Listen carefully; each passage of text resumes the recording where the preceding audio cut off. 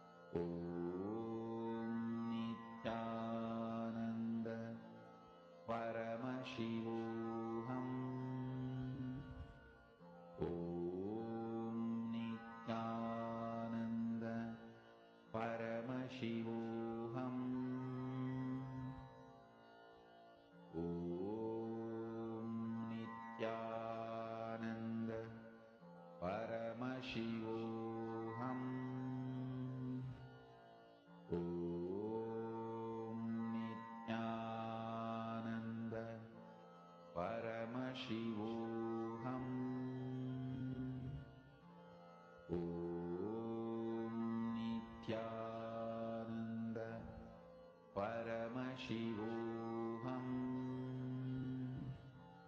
Om Nityananda Paramashivoham Om Nityananda Paramashivoham Om Nityananda Paramashivoham Om Nityananda Paramashivoham Om Nityananda Paramashivoham Om Nityananda Paramashivoham Om Nityananda Paramashivoham Om Nityananda Paramashivoham Please relax. Can I request every one of you, all the participants, can I please request each of you to take a moment and post in the chat how many of you have started manifesting this? Can I request every one of you to please share? How many of you have, what was your experience in the last few minutes? How many of you experienced some breakthrough, something like, you experience something shifting in you? Actually, the moment you start understanding it, right, the moment you start cognizing it, you will start having, see, your result is not important. Doesn't matter, you manifest, Swamiji beautifully tell, whether you manifest diamonds or whether you manifest simple basma, the quantity, what you manifest doesn't matter. It's the same. It's the same process. The quality is what matters. The inner space, the experience that you have, that is the essence of our manifestation. Your goal, don't drive yourself with the goal of wanting to see a result. And I mean, result will happen. It's not going to be without result. But don't drive yourself with the result. I have to see, oh, now diamonds have to happen, kumkum has to come now, pearls have to manifest, bhuti has to come now. No. You just go for the experience. Those few moments, no matter what, you are experiencing Swamiji flowing through you, manifesting through you. That is the essence of this power manifestation. You just need to focus on that experience. Forget about the result. Since morning till now, we've heard about Sharanagati, we learned about simple obedience, simple integrity. But end of the day, how do we practically do it? Like, what does it mean? What does life, like, with full of integrity, Guru look like? Well, whom else can you learn it better from other than Swamiji himself? Now we're going to be entering into a very, very sweet session where we're going to listen from Swamiji himself on how to build, how Swamiji relates with his gurus. Paramashiva himself has come down as the ultimate disciple. Paramashiva himself has come down as ultimate guru. Just to show us all by example of what an ideal guru-disciple relationship should be like. Let's now listen to Swamiji's revelations to understand how Swamiji related with his gurus.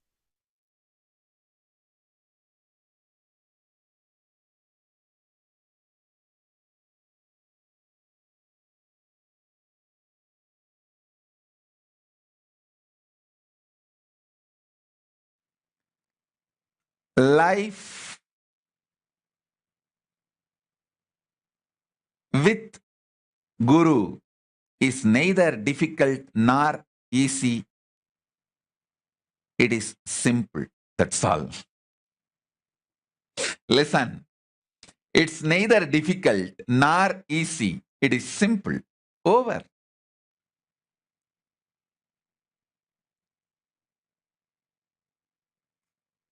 I decided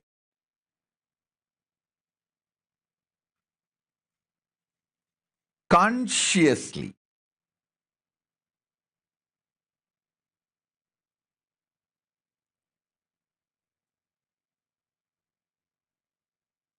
choosing to connect with my gurus as they introduced themselves to me first. Second, no question of negotiating, simply listen to Guru Vak and execute. That's all. No question of, oh, can I do that? Can I do this? Can I go in this way? Can I ask for another option? Can I ask for another option?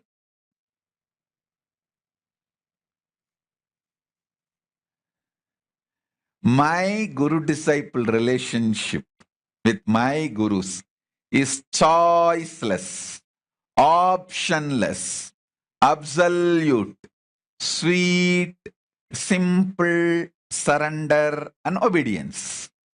That's it. And it's neither difficult nor easy. And it is simple because I chose it and I decided to live it. It's neither difficult nor easy. It is simple. So understand,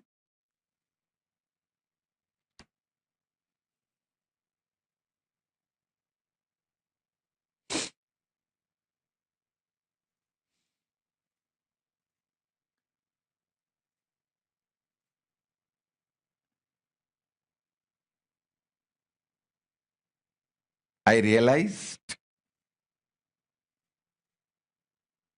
when I choose to connect with my gurus as they introduce themselves to me, I inherited all their state, space, powers,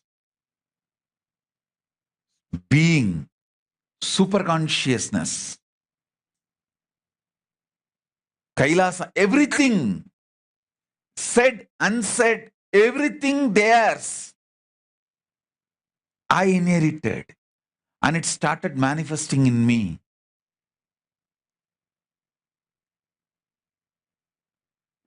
Same way, whoever connects with the introduction I am giving about me inherits everything I received from my Guru Parampara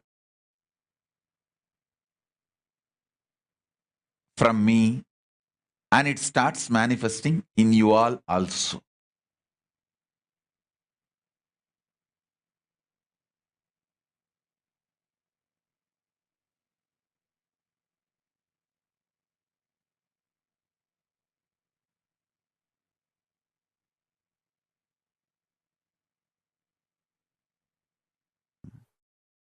I'll tell you one story happened in my life.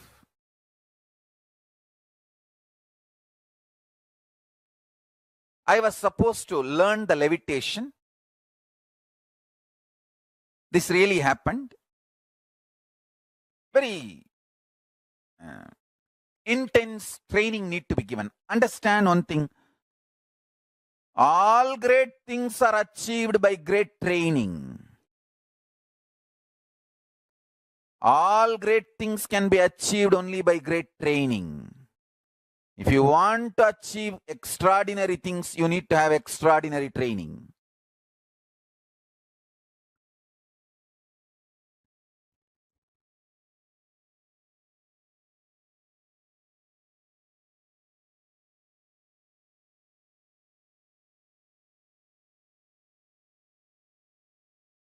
My guru, Raghupati Yogi,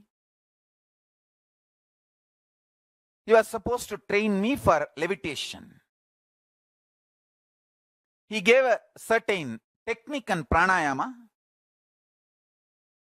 and asked me to practice it intensely. And then he brought a weighing machine, weighing scale, and made me sit on it. I have to show that 5 kg weight is reduced. Only then he will leave me from the weighing machine. He tried to actually get a standing weighing machine, which used to be in the rice mandis, which they use for weighing the rice bags. My grandfather was ready to give, but it is very difficult to bring that all the way from the shop to the temple where he used to teach me. So he brought one round weighing machine. In those days, in the dispensaries, it used to be there. So he went and asked one of the local doctor, the homeopathy doctor, his friend, I still remember his name is Ramakrishnan. He used to have his small dispensary clinic in Tirumanjana Gopura Street. He went to his dispensary and brought that weighing machine and made me sit on that. I was supposed to reduce 5 kg by doing that technique and pranayama.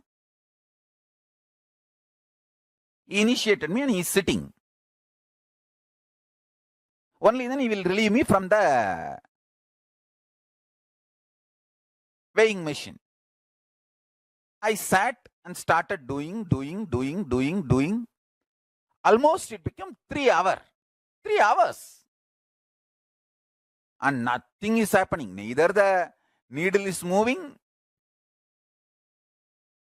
nor the weight is reducing. And he is sitting in a corner, leaning on the pillar, the stone pillar of the temple, and cleaning his teeth. Dai, solra, achada. He is telling in Tamil, tell me whether weight reduced. The needle has to come show that 5 kg reduction. I looked up the needle and said, Illa tata, means a grandfather. That's the way I address sometime. I said, nothing is happening. And it became 4 hours.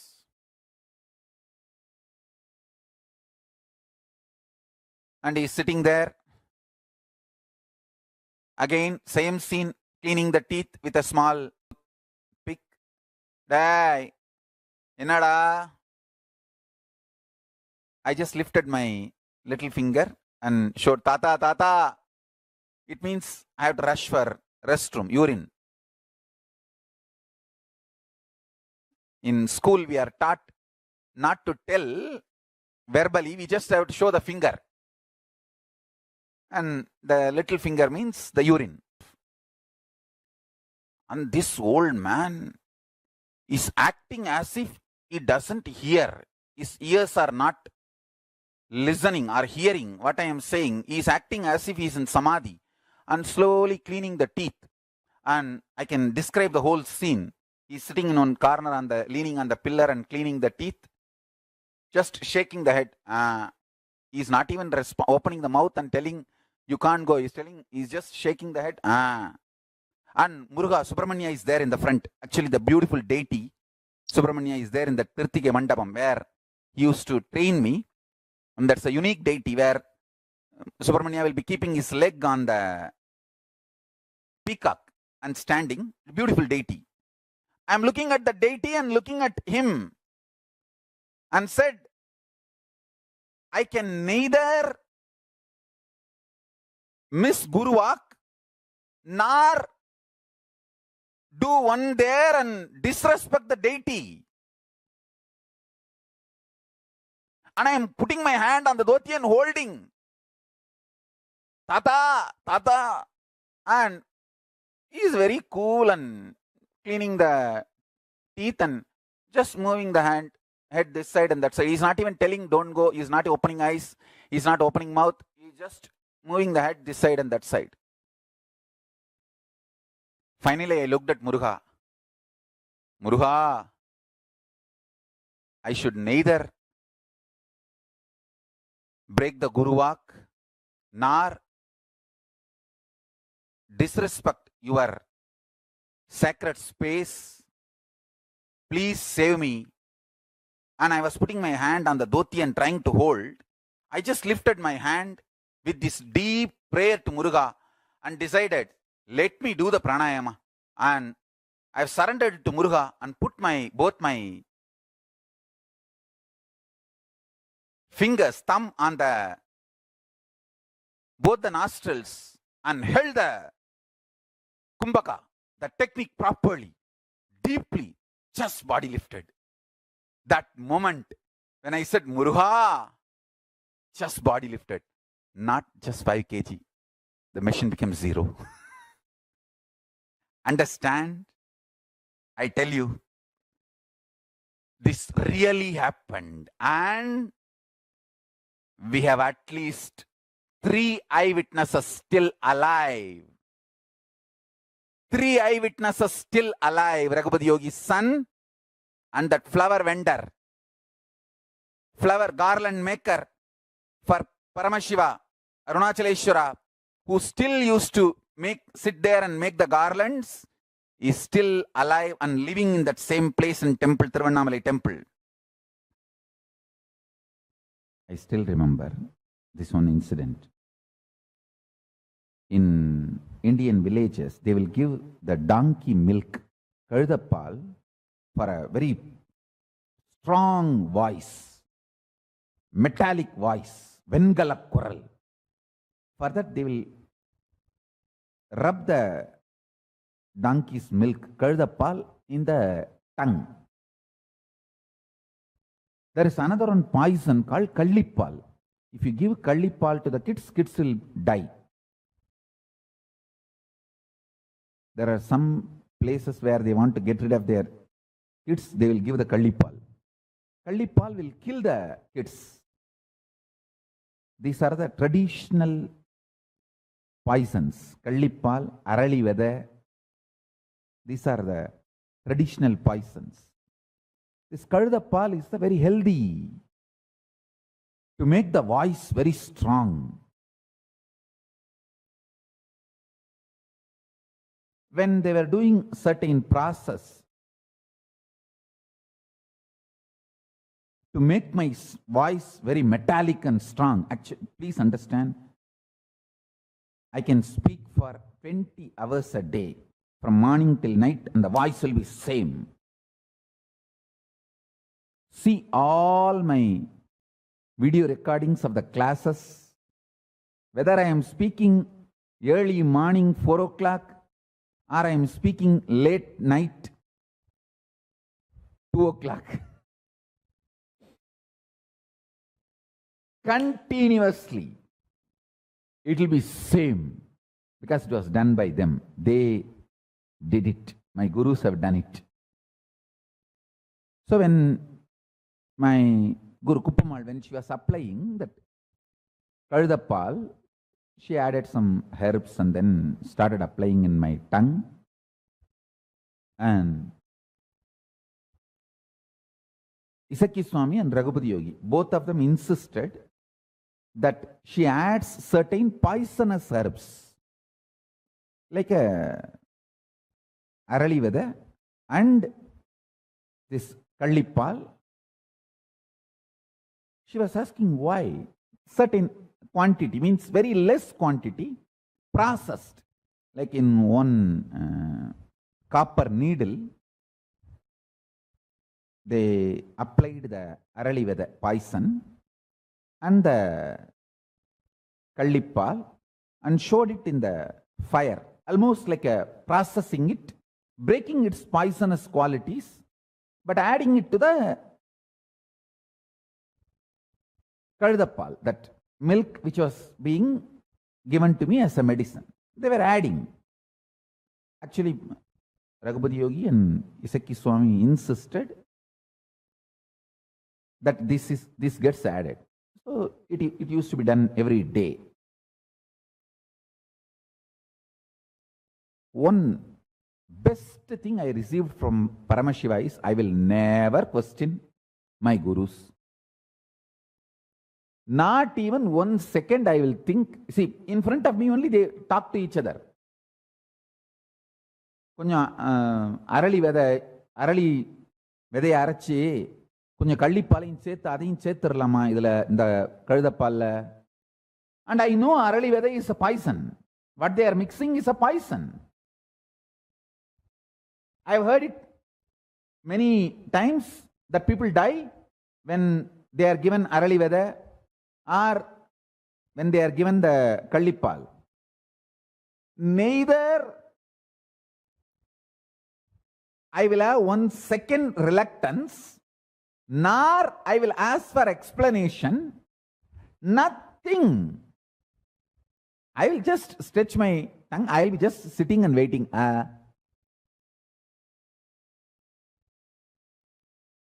பாட்டி சீக்கிரம் தடவி முடியும். நான் எவ்வளவு நேரம் வாயை திறந்தே உட்கார்ந்துட்டு இருக்கிறது? That's all I will tell. I will only tell that quickly apply it on the tongue. How long I can be sitting with open tongue hanging. That's all I will tell. Neither doubt nor question, not even explanation.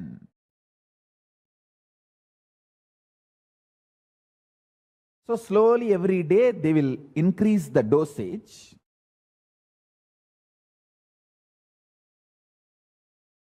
One day suddenly I saw tears in Raghupati Yogi's eyes. That was little, because he is a very strong, real man.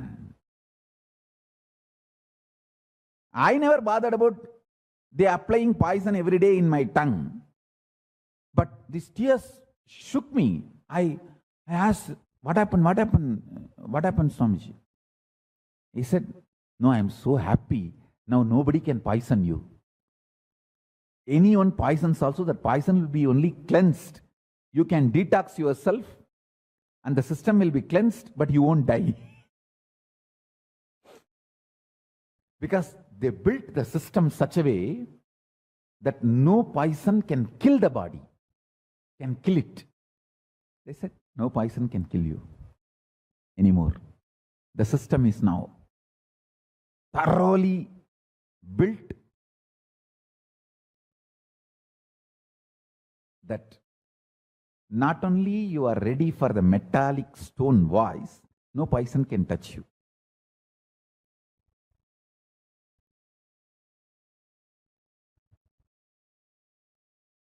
I used to wonder why they have prepared me with so many layers of protection.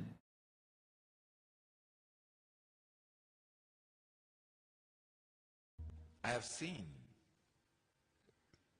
great yogi like Raghupati Yogi doing dharana, not only on his body, expressing those powers of dharana through my body, just like that, casually.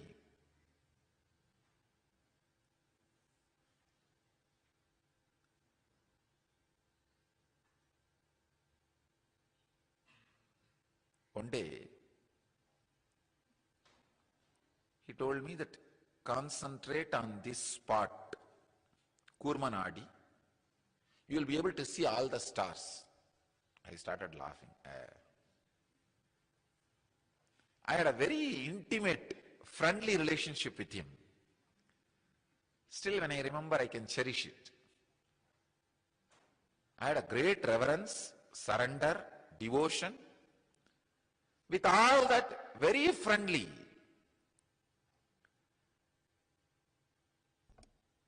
I can say one of the important ingredient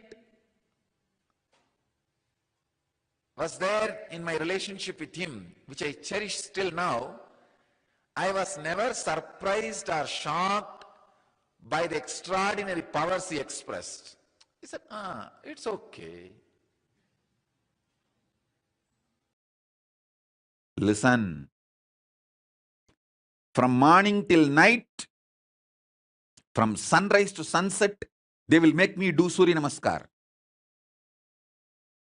Same way, in their old age, some of them were 90, late 90s, they will walk 6-7 kilometers up the Arunachala hill to get some herbs, to make aushadha for me to detox my body. They walking up and down Arunachala hill to get the herbs is 100 times more difficult than me doing Surya Namaskar from morning till night, sunrise to sunset. When I see their dedication, I never doubt their intention. When I don't doubt their intention, I just do what they say. I submit myself to their ferociousness.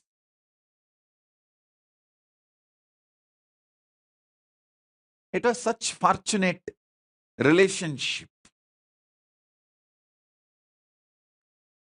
And fortunately, in those days, that the law of the land allowed kids to be brought up by gurus. There was no pokso. There was no such law that kids have to be only with the parents. Kids are brought up by the gurus. And I had the fortune, law of the land at those days supported, not now. Now in India that pokso law has come. A guru cannot tell the student. First of all, guru-disciple relationship is broken, and a guru cannot tell the student to do even top karanam or Surya Namaskaram more than 3 or 4. It will be considered as a torture and over. If a student or the student's parents complain to the police, over. Fortunately, I had the time where there was no pokso, amazing gurus, and amazing parents who pushed me back to my gurus. Extremely loving parents, but absolutely clear and uncompromising. From sunrise to sunset, I would have done Surya Namaskar, which is roughly 11 hours. Tiruvannamalai, sunrise to sunset, usually 11 hours, because the sun setting will be little early because the sun sets behind the hill. So sunset will be little early. In Tiruvannamalai, it will be seen little early because the hill covers. So those days, there is no question of following the watch. We have to follow the direction. If we can see the sun, then I have to start. If the sun is not seen anymore, then I have to stop. So sunrise to sunset, I would have done the Surya Namaskar. Literally, I will feel all my joints are separate and I am separate. My mother will tie the gunny bag, bits, to my knee, to my hands, everything. She knows how I will be feeling.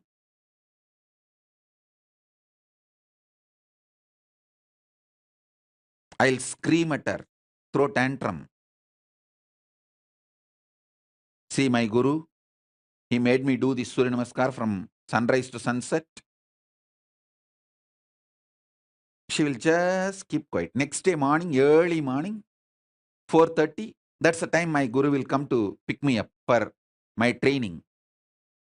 She will come politely and wake me up as if nothing happened yesterday night.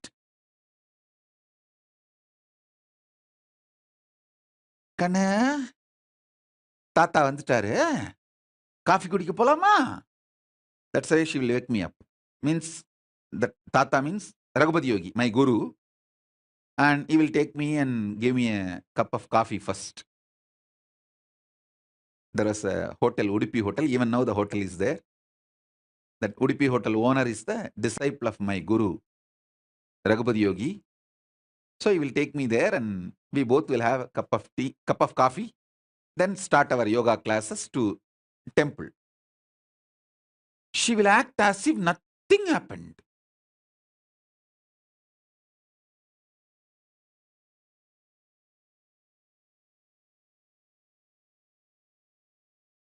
Night I would have thrown tantrums, screamed at her. 10 times I would have divorced by my gurus.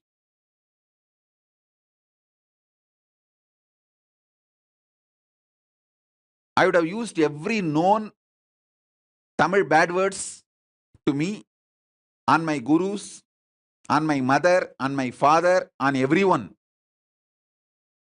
Next day morning, politely she will, Kanaya, Tata has come. Let's go for drinking coffee. She will not tell, let's go for the yoga. She will tell, wake up, let's go for the drinking coffee. As if he's going to give me coffee and make me sleep again, rest again. No. Coffee means over. Then I have to start again. From sunrise to sunset. I'll tell sometime, oh son, why are you coming?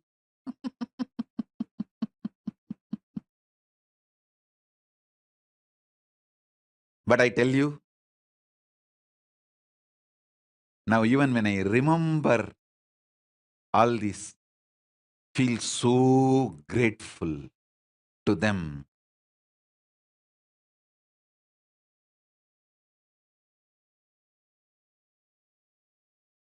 Fortunately, at those days, law, society, ecosystem, above all, my parents, all were supportive.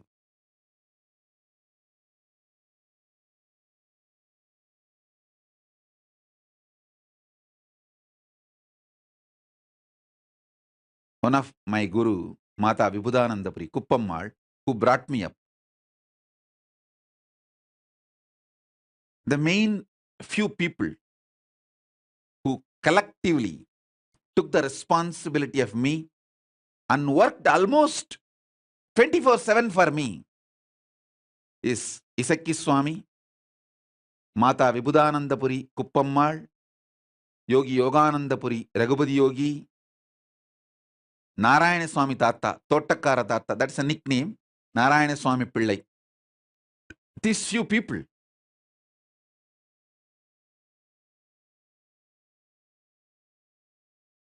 Kuppammal will, in her old age, ripe old age, she will climb the hill, Arunachala hill, with just one walking stick to collect herbs to make aushadha, to detox my body, and come back. When she comes back, I have seen thorns in her leg bleeding. But not only she will not complain, next day after feet are healed, after 2 or 3 days, again she will go for next trip to collect the next set of herbs.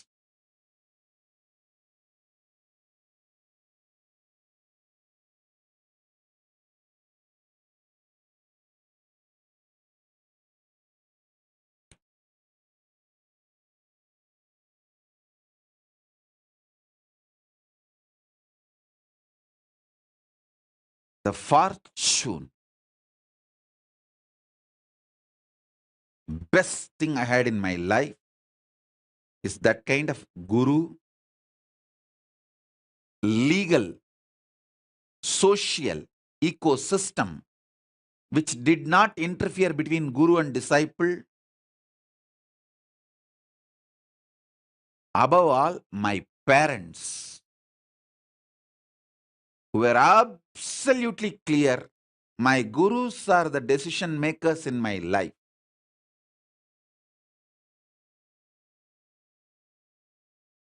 Every time I remember their sacrifice, tyaga,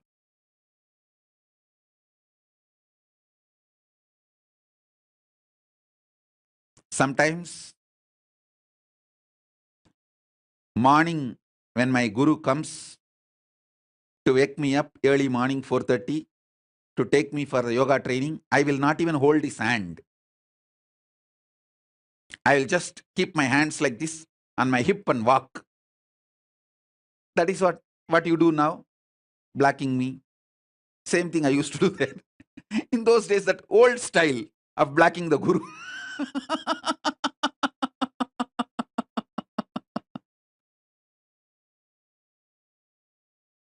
Now in the modern day, the kids black in the Facebook and kids black in the social media. That is modern day way of blacking.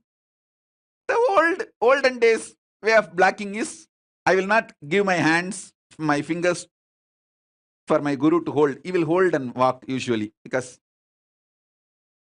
the early morning while you walk in the Tirunamai streets, there will be stray dogs which will bark, and so he is overprotective of me, so he will hold my hand and walk. I will not give my hand for him to hold. I'll keep it in my hip to show that I am angry. And it is a torture. He is too demanding. So at that time, he will walk behind me, making sure I am safe.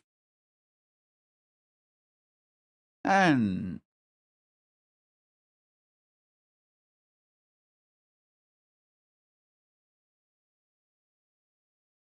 I have seen their tyaga.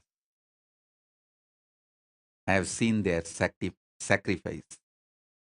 I have seen their love. I have seen how they poured their life into me. I tell you,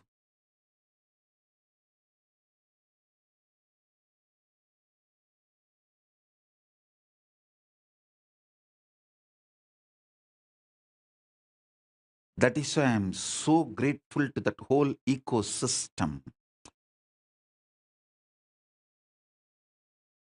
I wanted to revive that ecosystem, rebuild that ecosystem. All my extreme sacrifices is just to rebuild that ecosystem, revive that ecosystem.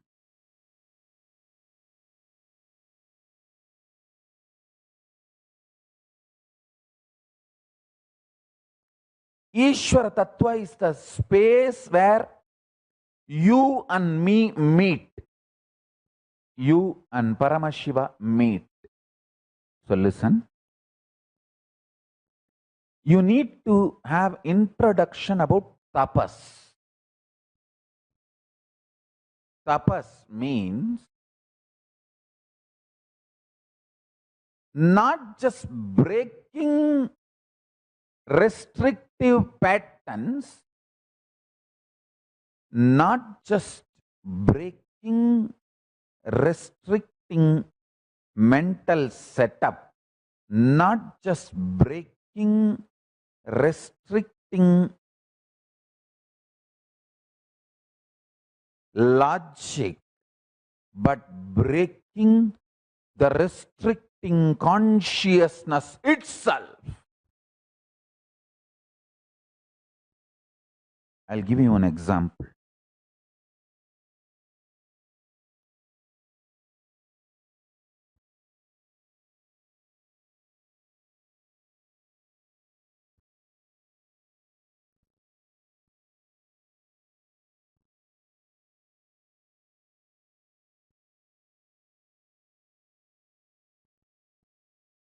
There was a discussion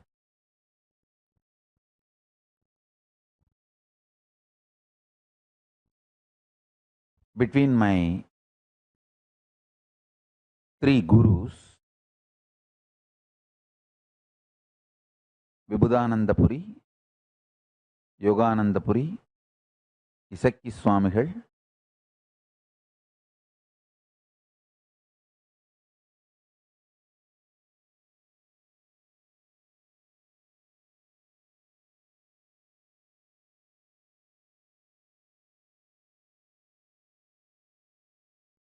usually they come to a conclusion, decision among all three of them. Anything related to how I should be brought up.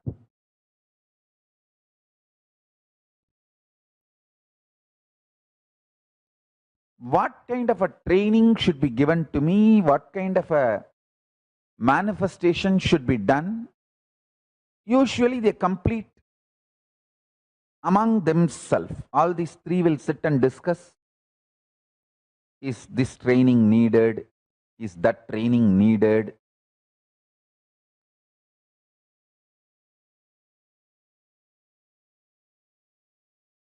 Then immediately my Guru, Vibhudananda Puri, she will go for getting aushadas needed.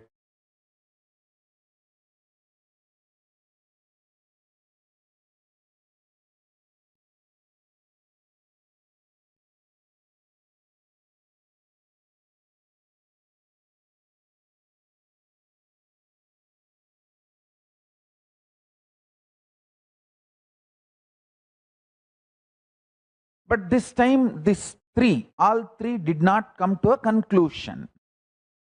They discussed and then they went to Yogi Ram Surat Kumar. They even reached out to Tiruchi Swami. All the other siddhas who were in the body at that time. So when they tried to reach out, all of them, I realized something is serious. They are discussing and planning.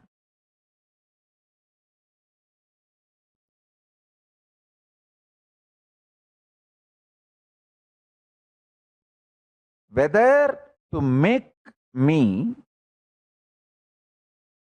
a brahmachari, celibate, just consciously, or they should work on my body also.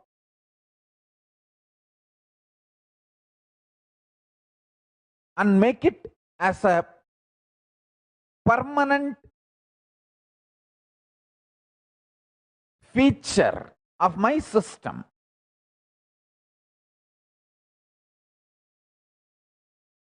So the discussion went on. Because it is a major decision, they all want to have a second opinion.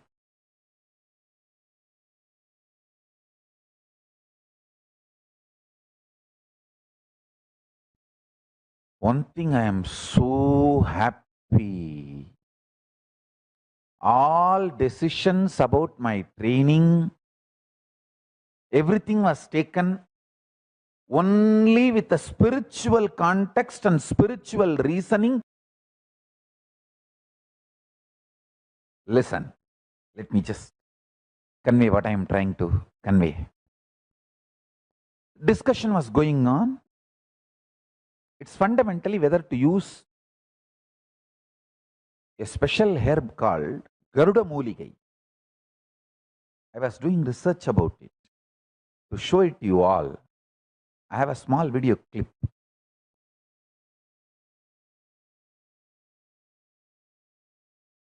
The aushadha made out of this Garuda Mooligai.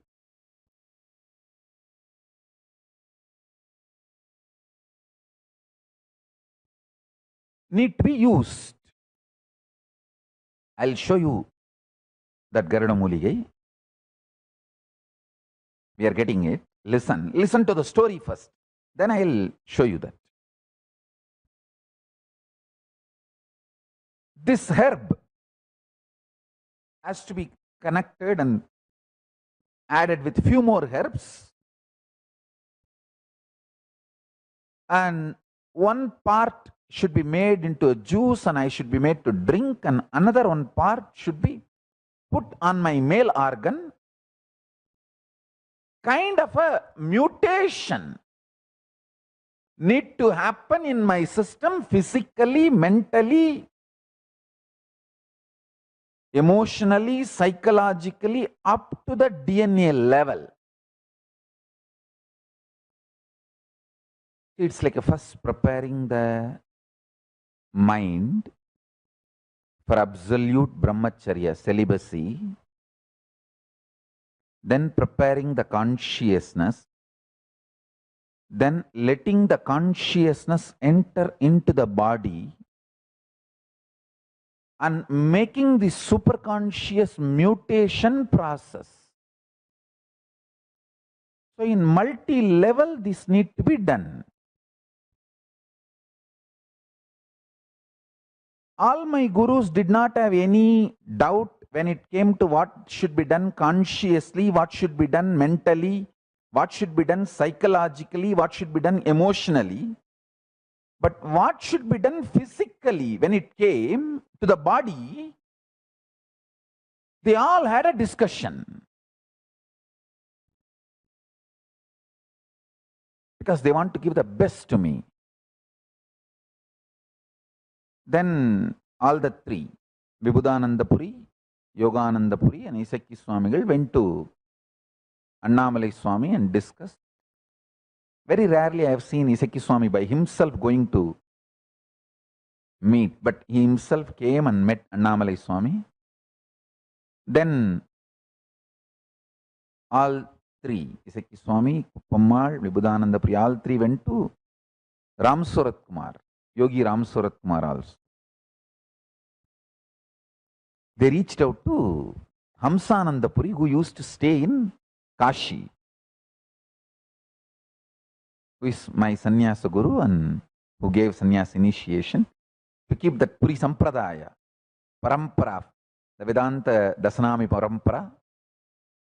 He was invited and through him the sannyasa initiation was given, to keep the Vedanta Parampara, to keep the Siddhanta Sampradaya. The 230th Guru Maha Sannidhanam of Tondemandala Adinam gave the Acharya Abhishekam, all the Samaya Diksha, Visesha Diksha, Nirvana Diksha, Acharya Abhishekam, and as per the Siddhanta Sampradaya, the Shaiva Sampradaya, Namsanandapuri did Viraja Homa and gave the Vedanta Sampradaya Sannyasa. So Amsanandapuri was invited and he came, and the way they were doing the discussions and planning, and Amsanandapuri from Kashi all the way coming, were preparing my system, doing the whole alchemy process for me to manifest this superconscious energy, especially the superconscious mutation.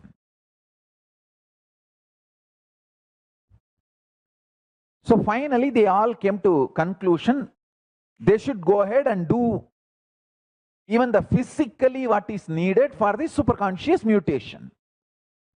Decision made. Then they reached out to Hamsanandapuri,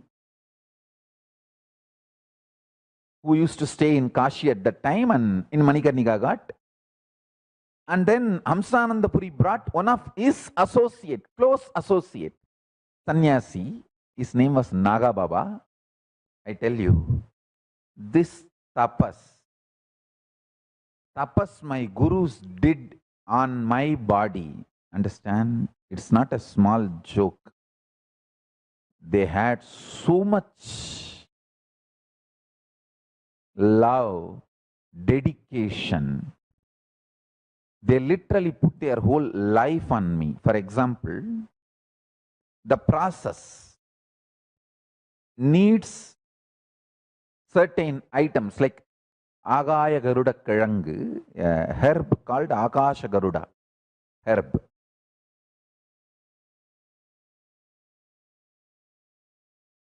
That need to be soaked in human blood.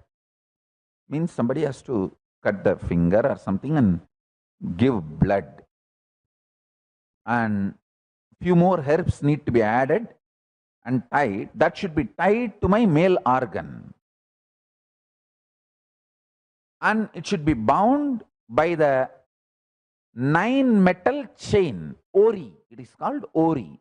In each metal, 1 thread. So the 9 threads should be tied, and it should be tied on my hip for certain number of days. And this Akasha Garuda, this herb, is capable of breaking even the iron. If you just keep iron rod and keep this Akasha Garuda herb and press it, the iron rod will break. Actually, I wanted to do some research and show you all. Still the herb is available. This person using that herb and breaking a steel rod, iron rod. Let me tell you the whole story and then I'll show you.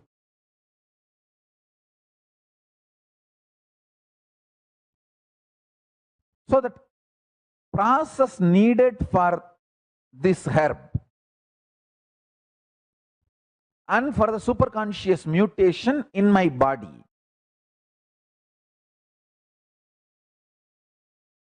The herb need to be soaked in human blood,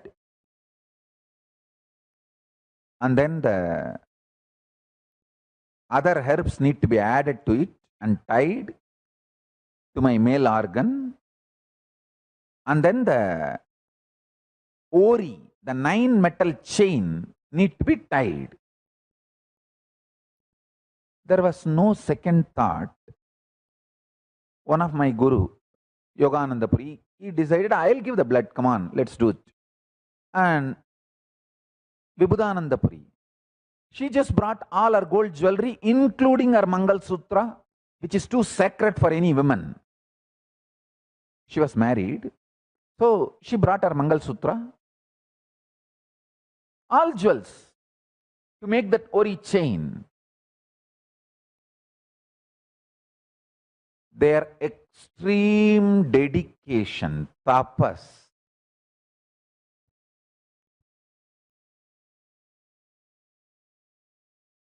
deep love for me,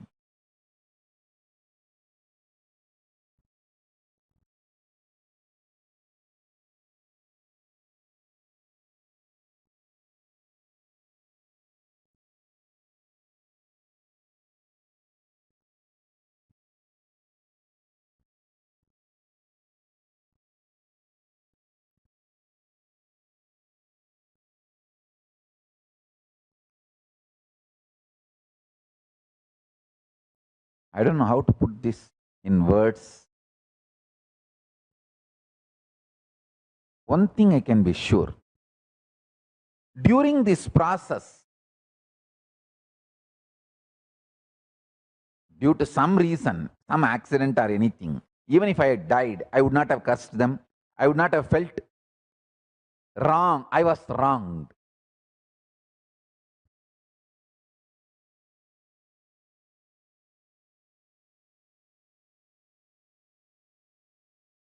Because I was seeing their love for me, their ferocious dedication for me.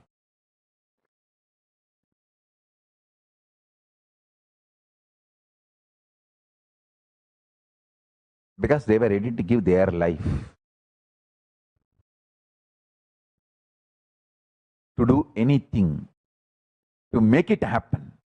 That is why I wanted this to be on record. Everyone, if you had even one small benefit from me,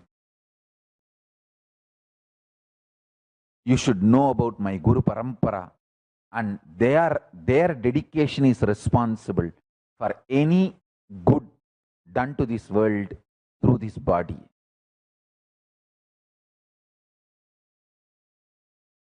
The whole credit goes to them. Let this be on record.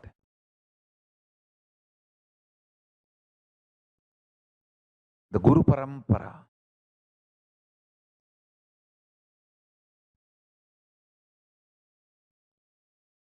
Finally, the decision was made, and they gathered all the persons who are experts in making this process happen. Naga sadhus are the experts in doing this physical process of superconscious mutation. Of course, physical process alone is not enough. Superconscious process and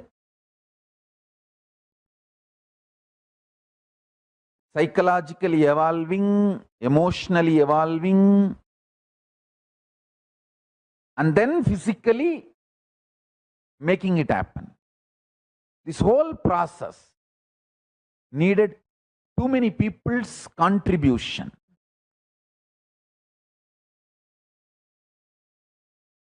So finally the team, in those days there was no flight, there was only train.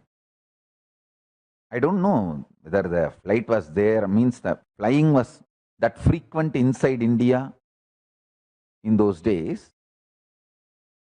But I remember they came by train.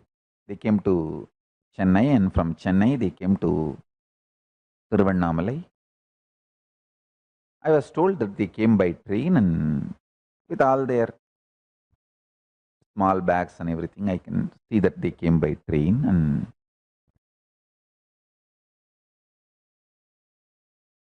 the herb was picked up and brought, and Raghupati Yogi gave his blood, Yogananda Puri gave his blood, soaked the whole herb in the blood.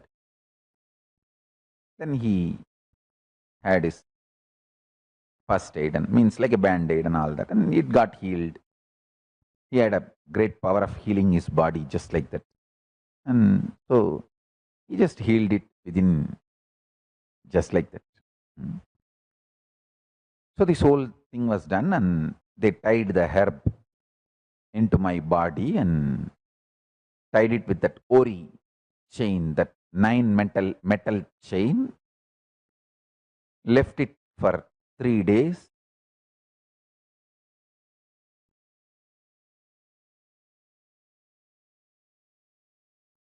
And then all the other training, it's most powerful and most secret. I don't want to go into the details of the whole training. But if somebody is trained in this, how their body becomes, I can show you by one video. One sadhu who had this kind of training. See, listen. Whenever the sadhus have this kind of training, those sadhus are told by their gurus, whenever the guru successfully manifests this superconscious mutation process on the disciple is blessed and told to go and manifest this power. So one of the sadhu who successfully mastered this science, who went through this superconscious mutation process physically,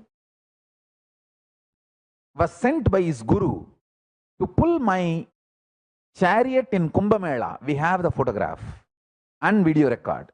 I'll show you that. Please watch that. अपने सामान के साथ एक व्यक्ति को देखभाल के लिए अवश्य छोड़ें। जो श्रद्धालु घाटों पर स्नान कर रहे हैं, उन सभी श्रद्धालुओं से हमारा निवेदन है, कम समय में स्नान कर बाहर निकले, ताकि जो अन्य श्रद्धालु स्नान के लिए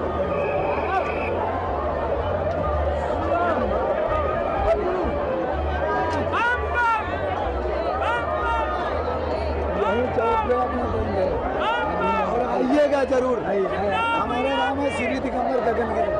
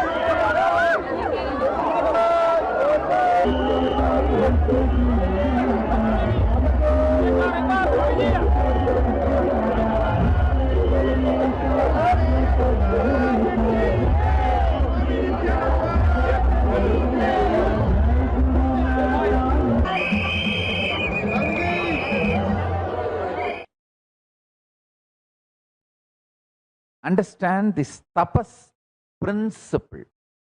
Tapas makes you Ishvara, makes Ishvara Tattva manifest in you.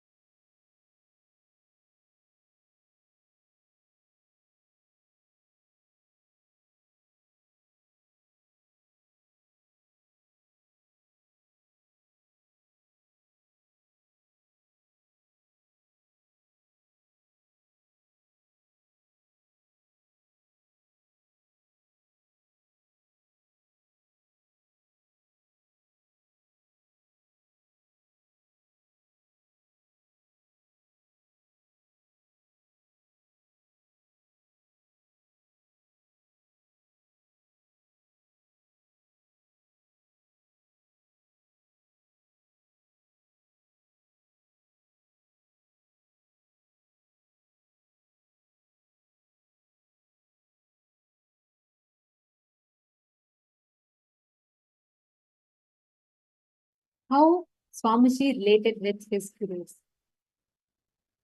What a better way to learn than to learn from Swamiji himself, how Swamiji related to each of his gurus. This is literally the best way you can understand, you can experience, or you can learn about how an ideal guru-disciple relationship should be like. Swamiji very beautifully revealed to all of us about so many different aspects. How a guru happens. How do you experience that guru bhakti?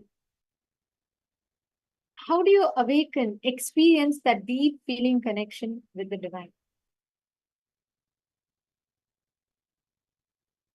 Literally, now the space that we're all going to experience is the same. We're going to be awakening that deep feeling connection within each of us to experience that oneness with the divine, to experience that space, the deep love, deep feeling connection with Swamiji. Whatever Swamiji revealed in this session, we are going to be experientially understanding it, experientially living it, receiving that as a gift, as an experience in today's darshan, in today's initiation. The essence of how an ideal guru-disciple relationship should be, like Swamiji beautifully summarized it. Simple attachment, simple love. Out of that love, out of that simple love and simple attachment, experiencing tremendous freedoms, tremendous strength in every decision you take. Just knowing that Swamiji is there, he will take care. That surrender when you have, right? You will manifest the most phenomenal things in life. In today's darshan, when you receive the darshan of Paramashiva's manifestation as Chandesha Anugraha Murti, manifesting through Swamiji. Today, just connect and experience. Just ask Swamiji to shower you with this one thing: simple integrity, simple attachment. And that is the best thing that you can experience, that you can ask for yourself in life. And how does this connection happen? What is that deep prayer? How do you experience that prayer? Because most of the times, the way we experience prayer, the moment we say prayer, the moment we say experiencing prayer or experiencing oneness, it has the concept itself is so diluted, so misunderstood, misconstrued, mispresented. But prayer is the most powerful antidote for depression. Prayer is the most powerful antidote for any powerlessness in you. But how do we pray? What is the way to pray? We're going to be listening to this session just before darshan. It's a very short session that we're all going to be listening to. And this is a session that will be preparing us for today's initiation and darshan. So I request all of us, all the participants, to please provide your listening. Let's all enter into this session now.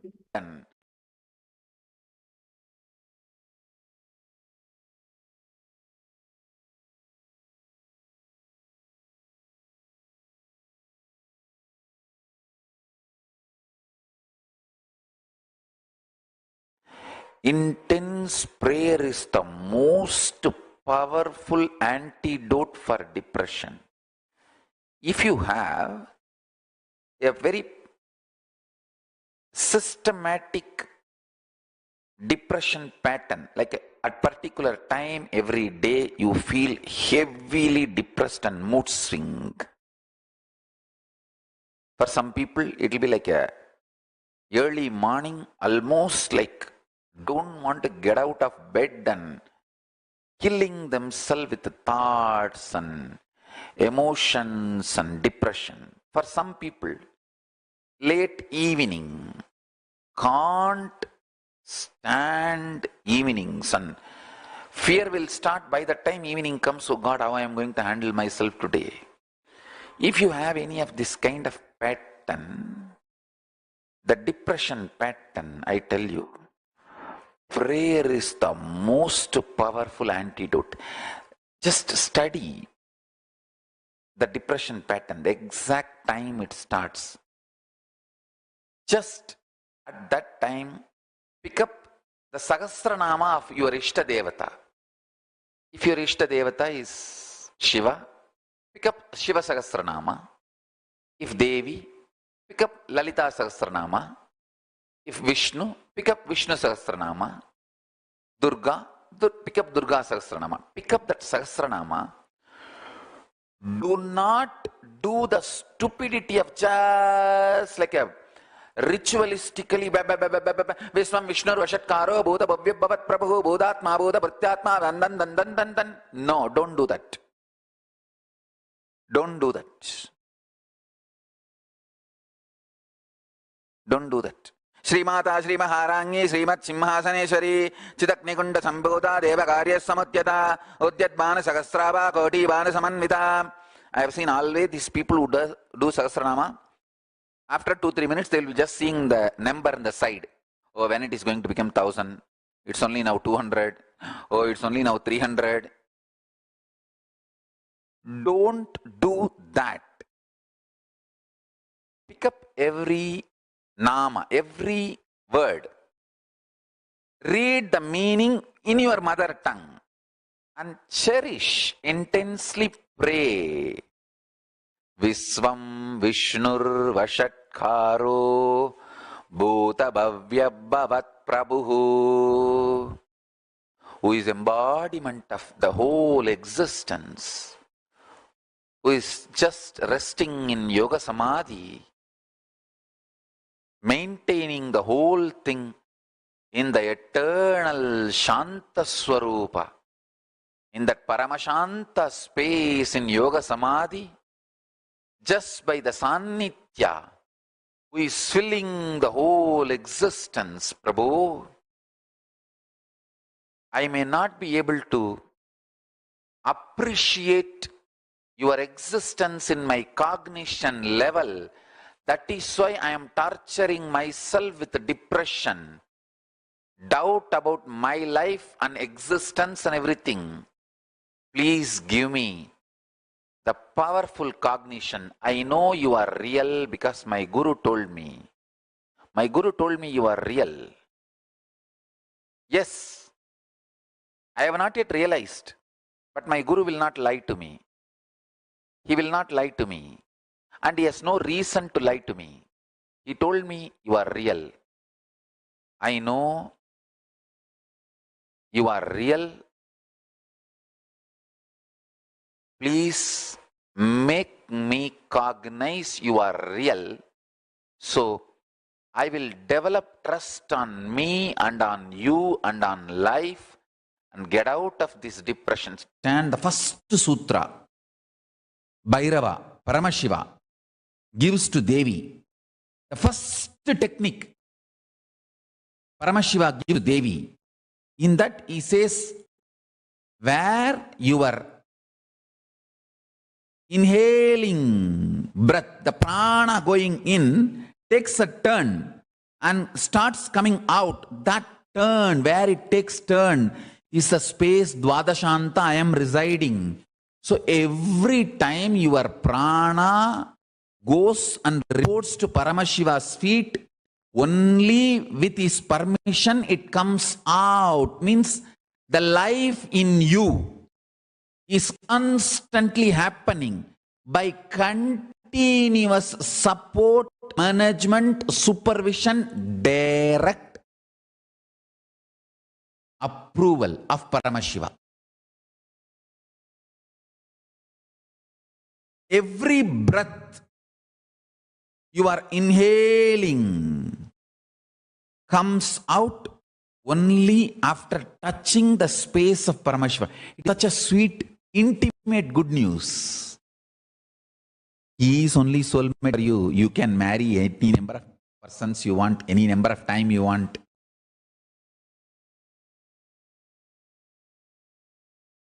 Sometimes you even marry, divorce, remarry someone else, and divorce person also, and remarry the same person you divorced. All that mess up you can do, but soulmate is Paramashiva only. Understand? Paramashiva only is soulmate.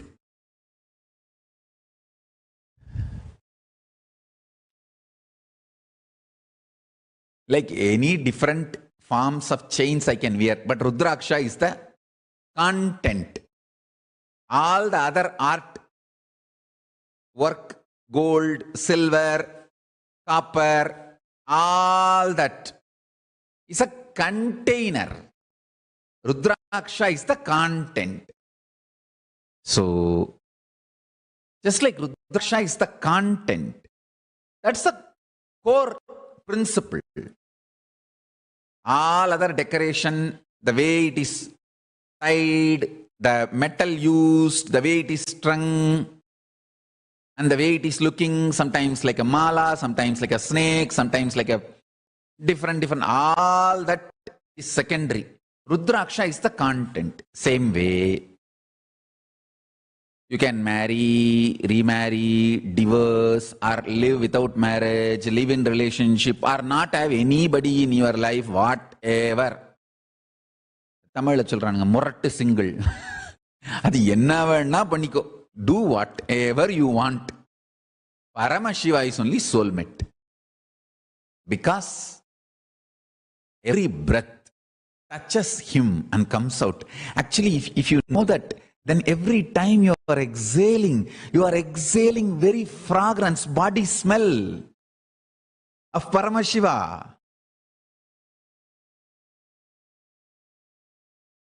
Just touch your exhaling hair and kiss it. Hey, it's coming from him. After touching his body, after smelling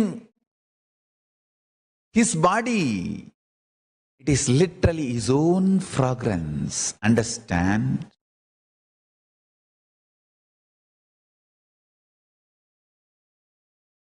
Intense prayer makes Paramashiva fully alive in you. This intense, continuous prayer was the habit taught to me by Arunagiri Yogeshwara himself. The way I fell in love with him,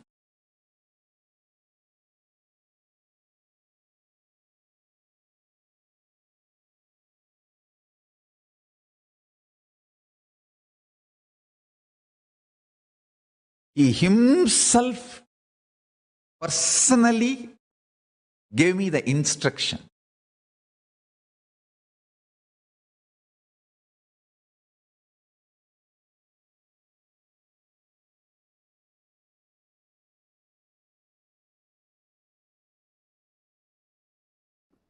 Listen.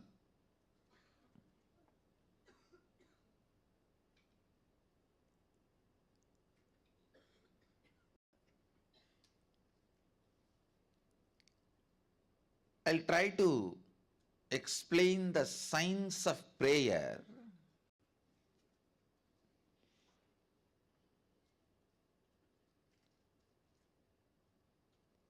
usually. Mind always operates from duality. If you utter a word, he is not, means already you came to the conclusion he is bad.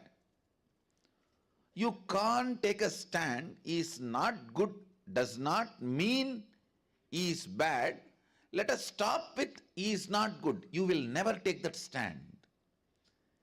As a natural flow, your logic is always taught to take the extreme stance. The moment you hear the word, he is not good, immediately you know, he is bad. Understand?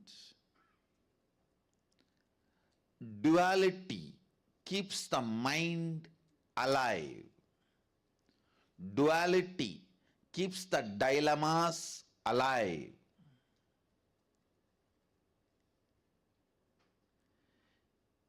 Your mind is so brilliant, it can even use religion to keep itself alive. Please understand? It can even keep religion. It can use even religion to keep itself alive.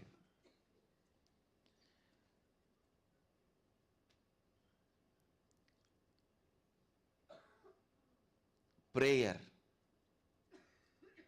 is one of the most misunderstood, abused concepts.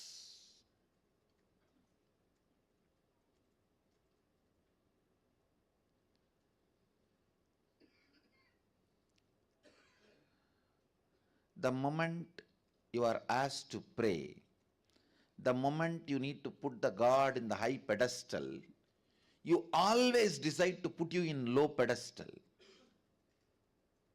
And in some stupid traditions, it is even celebrated as humbleness. No. Understand, humbleness is not thinking less of you, it is thinking less about you. Understand, humbleness is not thinking less of you, it is less about you.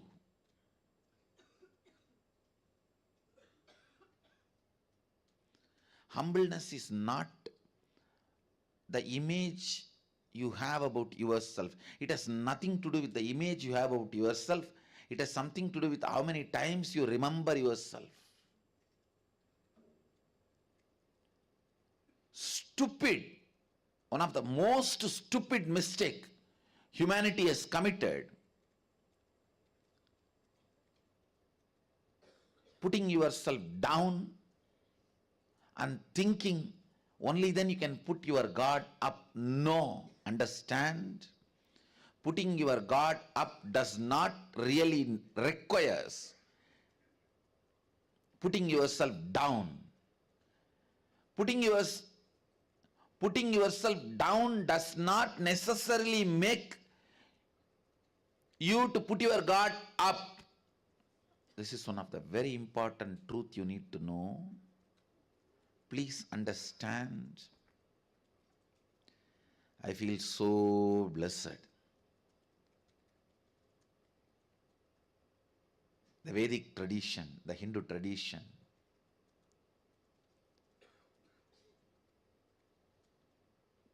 reveals the science of prayer so beautifully. Actually, this verse forms the basis of the celebrativeness of Hindu tradition.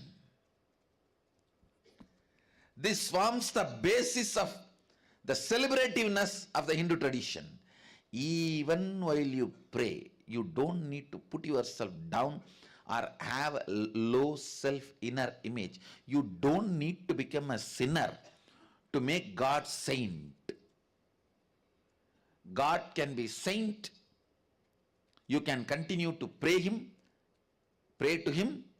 That does not require you should put yourself as sinner.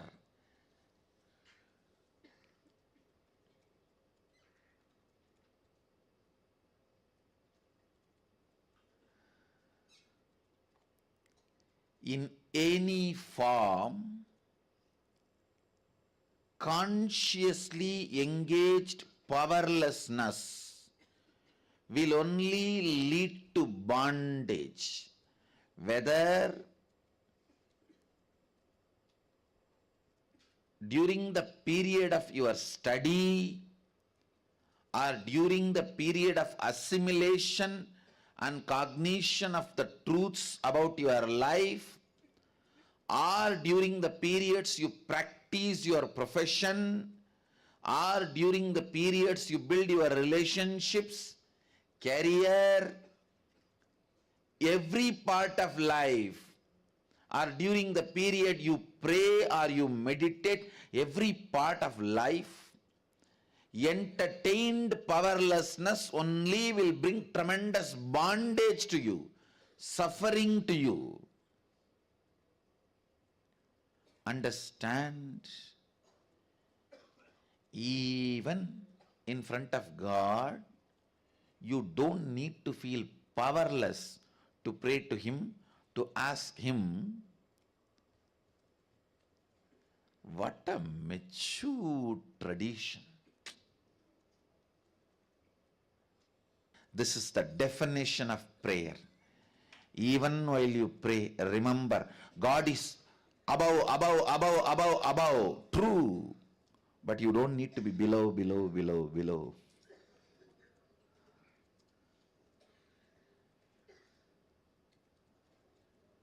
You don't need to be below for the God to be above.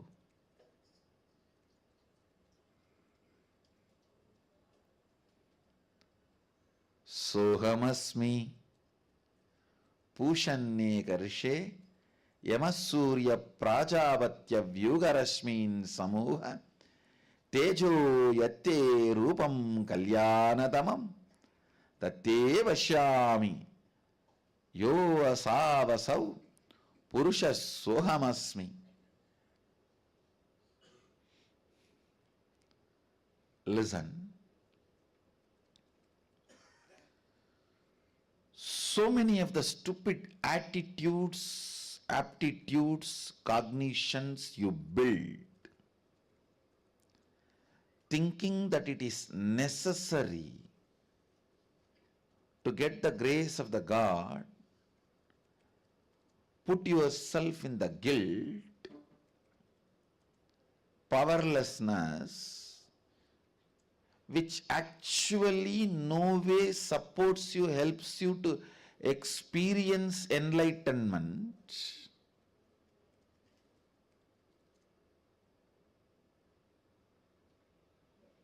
or the higher consciousness.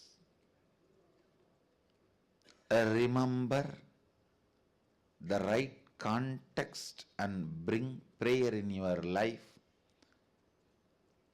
Prayer itself will lead to enlightenment. Prayerfulness itself will lead to enlightenment.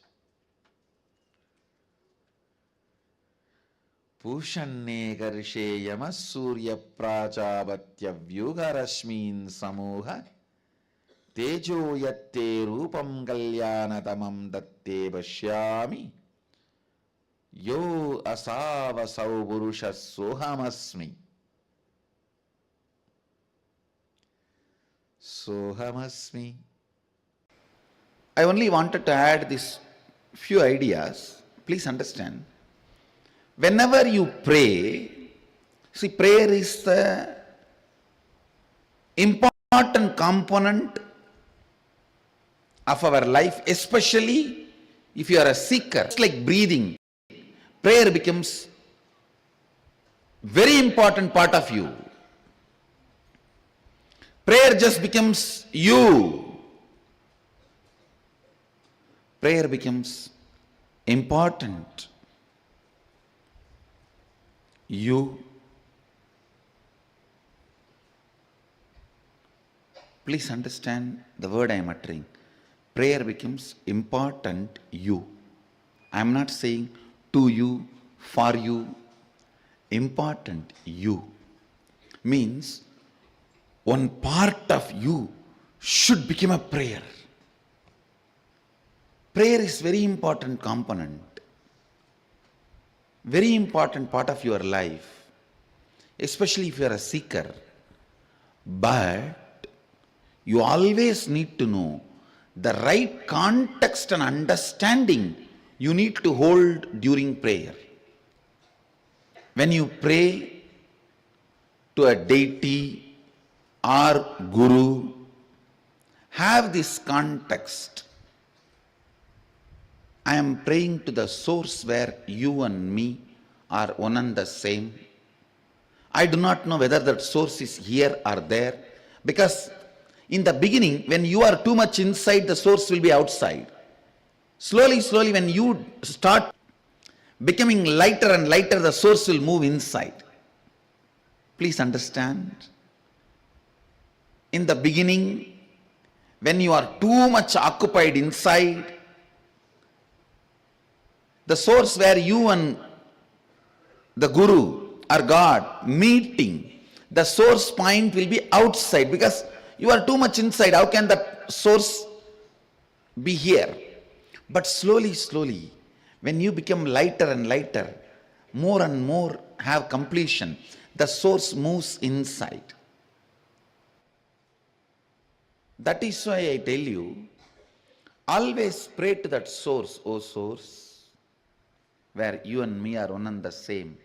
The Sohamasmi is the reality. I ask you, I do not know whether that source is now in Guru's being or in this body. It is based on the level of completion you have. If you have too much incompletion inside you, naturally the source will be on the Guru's being. If there is less incompletion, more completion in you, the source will start moving towards you. When you become completely complete, the source will be centered on you. So, you don't even have to worry where the source is. Just say, oh, the source, where me and you are one and the same, and make whatever you wanted. You can ask him and ask him, please make this into reality. You can also put a footnote. If something I am asking is not right for me, then give me the intelligence to develop myself. Or you can also say, even if it is not, you think it is not right, I want only this. No, you have a right. You have a right. All I am asking you is, have the right understanding so that that prayer becomes beautiful process for you to experience oneness, Advaita. Understand. Please remember, whether we understand or not, catch it or not, indeed, the reality is Sohamasmi. That is why the Upanishad uses the word indeed. Whether you got it or not yet got it. Sohamasmi, I am He. You can tell him, oh source, I feel bored of doing all this completion, this, that. I know you are intelligent and capable of making completion happen in me. Please make it. That is enough. It can be strong, powerful. Such a strong, powerful process for completion. And understand, never ever a prayer uttered from the right context goes waste or unheard. Never think, never doubt it goes waste or unheard. You can shake sun, you can move moon. You are not just a developed version of monkey. No. You are not just a developed version of monkey. You can move sun, move moon. Prayer from the right context will directly lead you to enlightenment without any of that feeling cheated. If you have wrong context about the prayer only, then you will feel cheated. Oh, I prayed for 10 years for this, He did not give me. When you pray from the right context, He may not have given what you asked, He would have given Himself to you.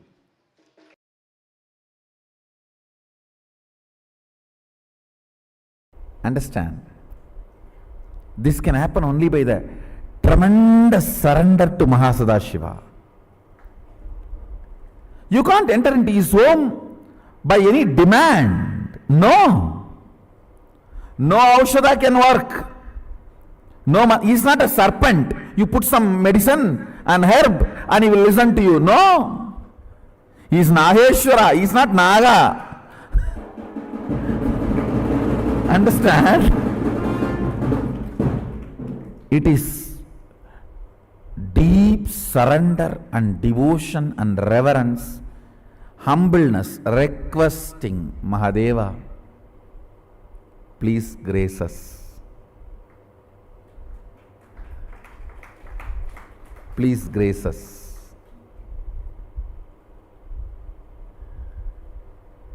It is only with the tremendous humbleness and surrender,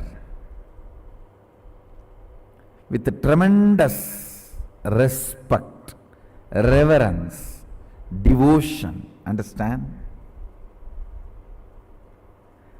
As long as you exist in relative reality, be devoted.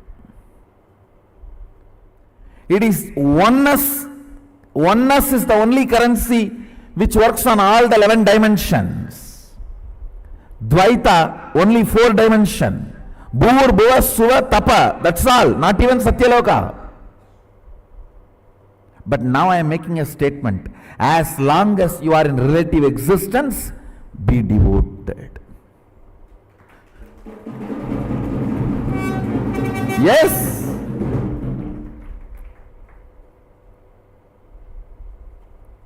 Your third eye should be penetrated with the truth of oneness, Advaita, Shuddhadvaita.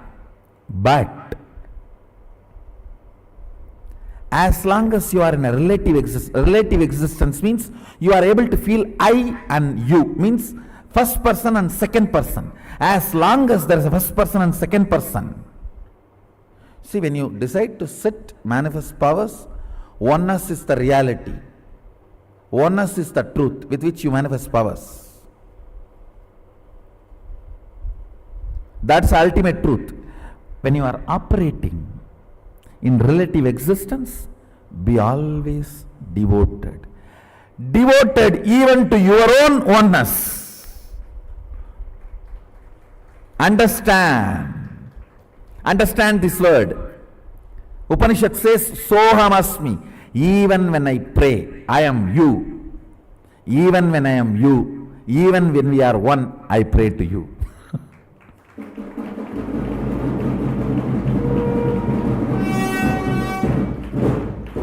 Upanishad has a beautiful word. Sohamasmi. Even when I am praying, I am you.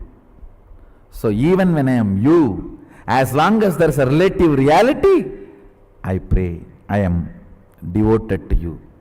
I know you and me are one and the same. But as long as there is a relative existence, till I feel there is a skin for me and skin for you, I am devoted to you. People ask me, when thousands worship you, why do you bow down so much in front of the deities? And understand, this is the secret. When you sit in oneness, you should know very clearly, even when I pray, I am you. When you are operating relative existence, you should know, even when I am one with you, I am praying.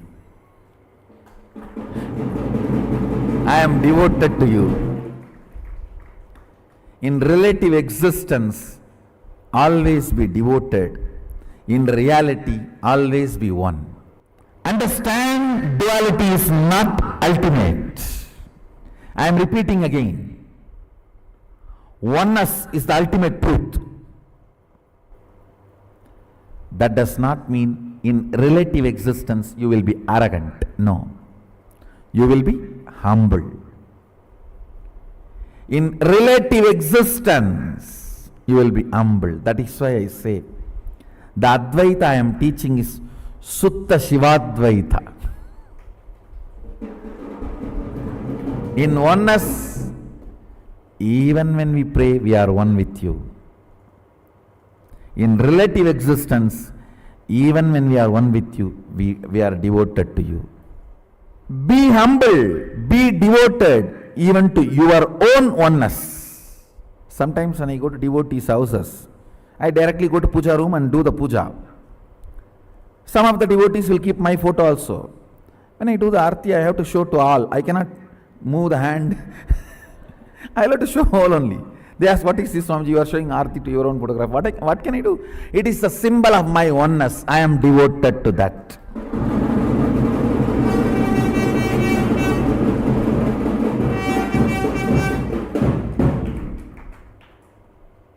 Even I bow down to. See, you have both component. Your oneness, Shuddhadvaita, and your relative existence, to which you are going to be devoted, that is going to manifest in you more and more. That is going to be strengthened in you more and more.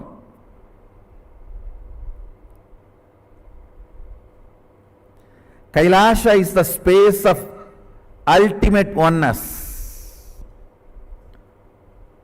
Sachidananda, ultimate oneness. Understand? Kailasha is the space of ultimate oneness. And if you hear only the Shabda, you can read your mind. If you hear only the Nada of Kailasa, you can read others' mind. Om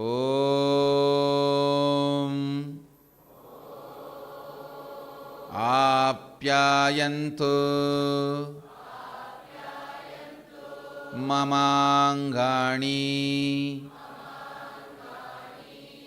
Vak Pranaha Chakshushrotram Ato Balam Indriyani Cha Sarvani Sarvam Brahmopanishatam Maham Brahma Nirayam Mama Brahma Nirakarot Anirakaranam Asta Nirakaranam Me Astu Tatatmani Nirateya Upanishatsu Dharmaste Mayi Santu Te Mayi Santu Om Shanti Shanti Shanti. Listen.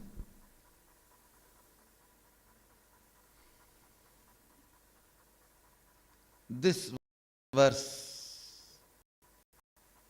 the Shanti Pata of Kenopanishad, starts with a declaration. Understand?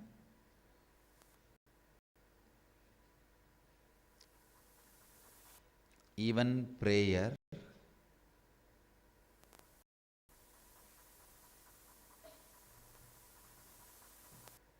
becomes a spiritual practice when you have a right inner image.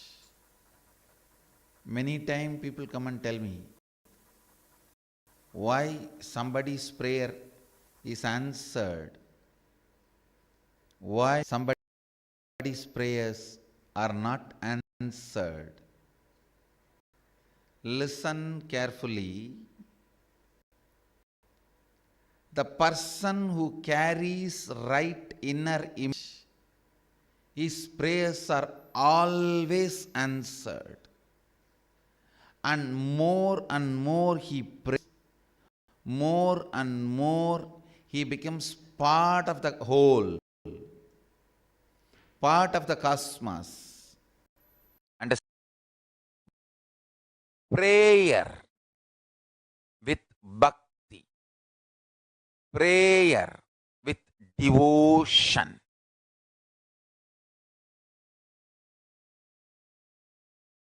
opens your Kundalini to cosmic Kundalini. Listen carefully. Nothing equivalent to prarthana, devotion and prayer. Listen carefully. Especially when you are initiated by your Guru.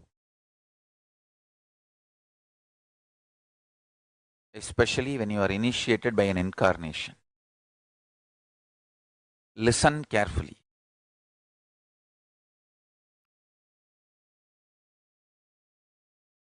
Deep sitting with the deity, with the three thing. One, initiation. Already all of you received it.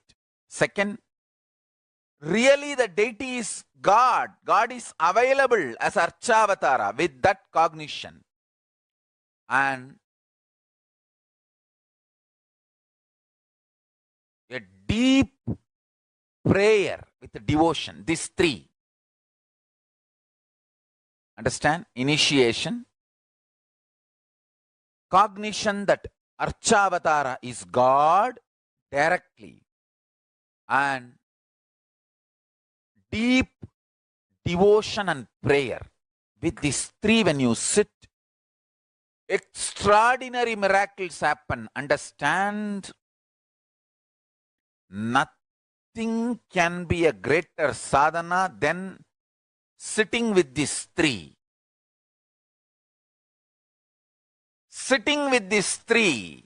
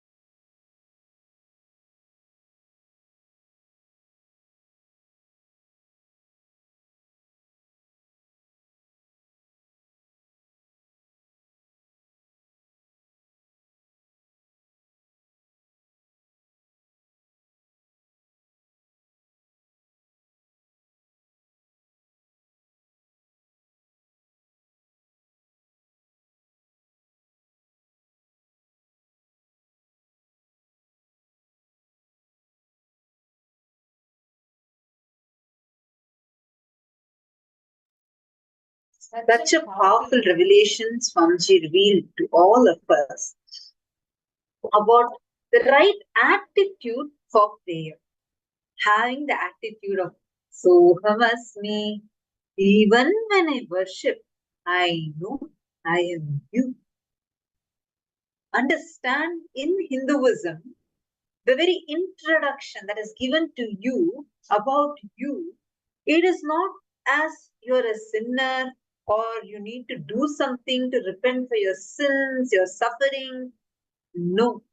The very introduction given to you about you is Shrunvantu Vishwe Amritasya Putraha. O sons of immortality, please listen. The very first Upanishad, the Ishavasya Upanishad, it declares, Sohamasmi, even when I worship, I know I am him. If you listen to Swamiji's revelations on the Ishavasya Upanishad, it's just so powerful. Swamiji actually reveals about how every verse by verse, the Upanishadic rishis reveal about the qualities of consciousness and then ends it with saying, indeed, I am he. Sohamasmi. This one attitude you carry from within towards prayer changes the whole ball game. Understand, right now, prayer we usually think, oh, I need to think about God as someone really high. I need to be someone really low. No. Understand? Whether you put God yourself in higher pedestal or lower pedestal, God is who He is. To put God in a higher pedestal, you do not need to put yourself in a lower pedestal. Actually, this is such a Actually, this one understanding is such an amazing truth, empowers you so much to understand how the very concept of prayer, most of the times we are taught, hey, if you have done something wrong, if you have done a sin, you have to go and ask for forgiveness. Prayer is taught to us more like you are a sinner, God's a saint. No. To make God saint, you don't need to be a sinner. His state as Paramashiva exists whether anyone sees him or not, whether anyone hears him or not, whether anyone knows him or not, he exists. His existence as Paramashiva is the absolute Paramasatya. And you don't need to be a sinner to make God saint. The very concept of prayer in Hinduism is so beautiful because you know you are him, he is you. From that oneness, you connect to him, you become him, you enter into him. Sohamasmi. Every day in our Pada Puja, we started with this declaration. We declare the space of Sohamasmi. When you manifest, Swamiji says this is the best context to start prayer from. This is how the true prayer can happen. A true prayer never happens with you feeling powerless, you feeling, oh God, thank you for giving me this, despite me being such a sinner, despite all that I am, you have given this. No. You connect to God with such a space that you say, even though I am in Maya, even though all this happens, I know I am you. And because I am you, I connect to you, I bow down to you. Swamiji beautifully tells, when one of the participants asked Swamiji once, Swamiji, you are Paramashiva, you are God. Why do you bow down in front of Paramashiva? Why do you have to bow down in front of you? Are him, right?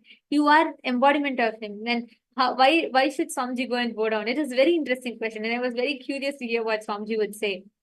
And Swamiji, you know what Swamiji said? The first line Swamiji said, because I am him, I bow down to him. Because he has manifested in me. I remember that when I see me, I see Paramashiva in me. I am so filled with him that it makes me feel so much of gratitude overflowing through me when I experience him in me. And out of that gratitude, I bow down to him because he is me, I am him. I was like, oh my God, such an amazing truth, right? Like how Swamiji so beautifully put this whole understanding of Sohamasmi in such a simple answer. the essence of whatever you can know. This is the essence of this phase. How a true prayer happens. It doesn't happen out of guilt, or it doesn't happen as bargain. There's another extreme end of prayer where, oh, if you are God, prove to me that you're God and give me this boon. People go to God with all sorts of business deals and trade agreements. They say, oh God, I will give 100 kg gold for you. I will give 2 kg gold for you. Please, you make this prayer come true. As if he's going to do anything with our gold. We go either to this extreme where we say, God, I am a sinner. You are a saint. Please liberate me from all my sins. I've done this, I've done that, what not. Or we go to the other extreme and we say, if you give me this, I will build you a temple. If you give me this boon, if you grant me this boon, just this one boon, if you grant for me, then I am going to give you gold coins. I'm going to give you this. I'm going to give you that. Both ways are not how prayer happens. Prayer does not happen by you going and having a business trade agreement with God. No, it's not prayer. Real prayer is where you declare to Paramashiva, you declare to that ultimate consciousness. Swamiji told that I am you. You are me. Whether I have experienced it or not, Swamiji has told.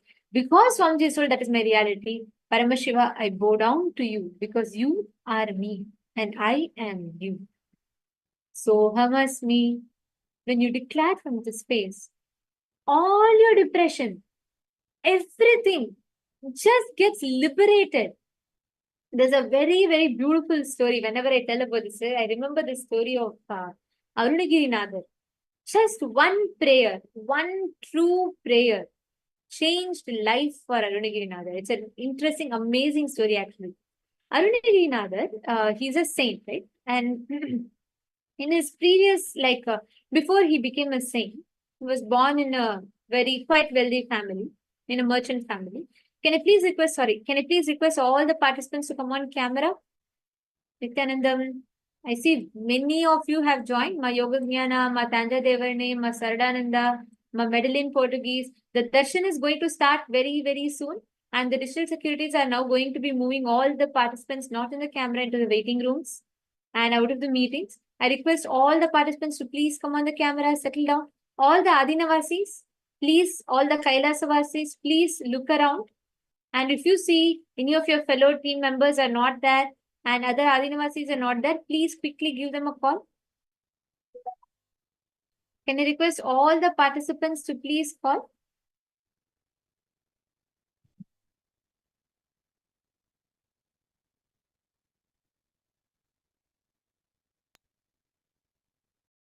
See, today's one darshan is going to be very, very, very powerfully healing you in not just your body, your mind, but for the being itself. Because today you're going to receive the boon of the ultimate, understand, the best, sweetest, ultimate relationship a being can have.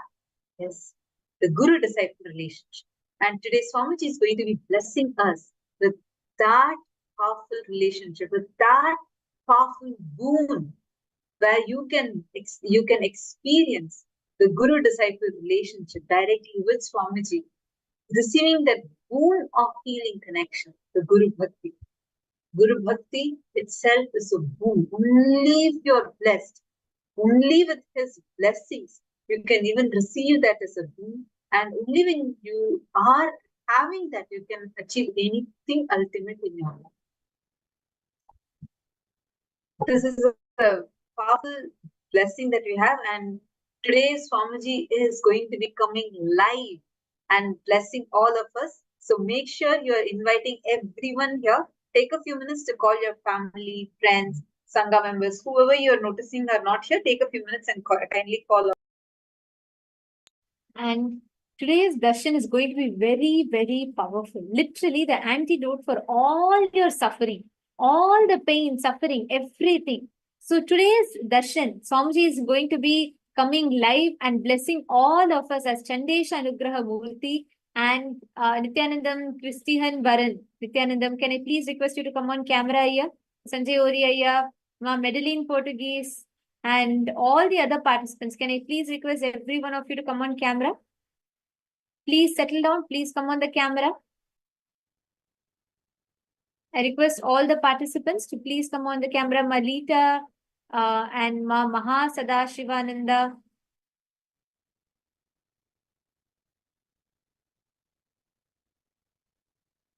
Okay, so I was just sharing with you all about how how prayer is so powerful. You can have any number of problems, any number. You could have been having a worst life, but just your one prayer, is powerful enough to change it all.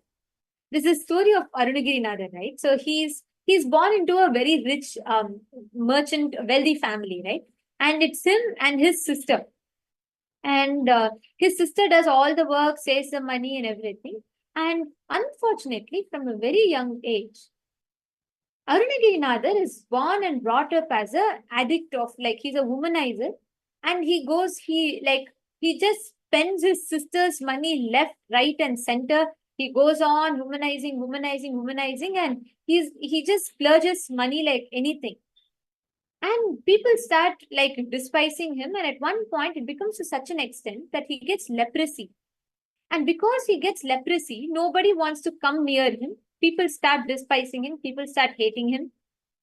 Nobody wants to come near him, and he is not able to womanize anymore.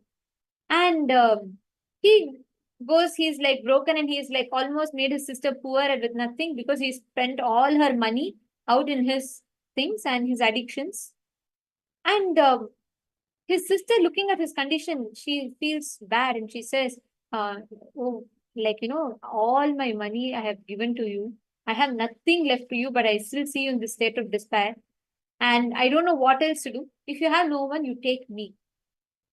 That one statement just shakes Arunagirinatha from his core. He just rethinks of his whole life. He realizes, oh my God, what a life I have lived. Only if there's anything I've done, it's only sins. If there's anything I've done, it's only wrong things. What a life I have lived. He is not able to face his sister. He feels so bad. The only person who gave her like whole life for him and everything. She loved him so nearly, so dearly. And he feels like he is cheated that person who's, given everything to him. And he made her tell this statement. It just shakes Arunagirinatha from his very core. He is not able to handle it. He feels he doesn't deserve this life at all. And he decides the only solution for this is he has to die. So he runs to that. Those days, the tallest building in any place is a temple. He goes to the tallest building, he climbs, and then he tells, he decided to jump. He decides that the life of sins that I have lived, nothing can make me, nothing can suffer, nothing can erase all of that, what I have done. There is no way I can clear my sins. And Arunagirinatha decides, for all that I've done, I have only womanized all my life. I have been addict all my life to drinks and whatnot, all the vices. I have not had a single virtue. And the only person who gave me her whole life, my sister, I made her ask me. I'm suffering with leprosy. People all despise me, hate me for what I am. There is no reason for me to live. Therefore, let me give up my life. He is about to jump. One thing he does before he jumps, he closes his eyes and he says, Muruga. He just calls out to Subramanya once. He's never even touched deities in his life. He's never known the meaning of prayer, anything in his life. That one moment, just before he jumps, he holds his hand and he says, Muruga, and he jumps. And after a while, he realizes he's jumped some time back. He's not still fallen on the ground. He opens his eyes. He sees Subramanya has held him and stopped him from falling. He's shocked. Arunagirinatha asks, Subramanya, I have not done anything in my life. I have not even done a single puja to you. I'm not a devotee. I'm not anyone great. Why did you have to save me? That time very beautifully Subramanya will tell him. Just like how in a tree, with just one sound, like one clap sound, all the birds in the tree will fly away. Same way, just by you uttering from sincere devotion, you just called me once, Muruga. All the sins you have done is gone. Till now, what you were does not matter. You might have been anything. You might have been a sinner. You might have done the worst things. Till now, what you were doesn't matter. from now what you're going to be. Decide that. That moment, Arunagirinathar says, the only thing I want to live for is you. The only thing I should think about is you. The only thing I should talk about is you. Subramanya, just give me devotion to you. And that moment, Subramanya blesses Arunagirinathar. And he goes on, so many different miracles happens and amazing things happen. Today, every Subramanya temple, literally you will see Arunagirinathar is worshipped and celebrated. Nobody remembers him of his past. Nobody will remember him. Nobody, that the same people started worshipping Arunagirinathar. See, your past, who you might be, your sins, your bad things, nothing matters. If you just connect with surrender once to the divine, just connect to Swamiji. All your sins, whatever you think as the worst aspects of you, it will all be washed away. Your past does not count. How you are from this moment, what you want to be, that's all counts. When Swamiji comes for darshan, your past qualifications, your past bad deeds, your past good deeds, nothing is going to get you anywhere. Your charities are not going to take you to heaven. Your bad deeds are not going to take you to the gates of hell. No, your only thing, when you connect to Swamiji during the darshan, just one sincere prayer. Decide today. Experience that sincere prayer. Like Swamiji beautifully said, Soham asmi. Swamiji, because I am you told I am you. I don't know whether it is my experience or not, Swamiji, but you have told. Because you told, from that space, I want to connect with you and declare from that space of Soham asmi.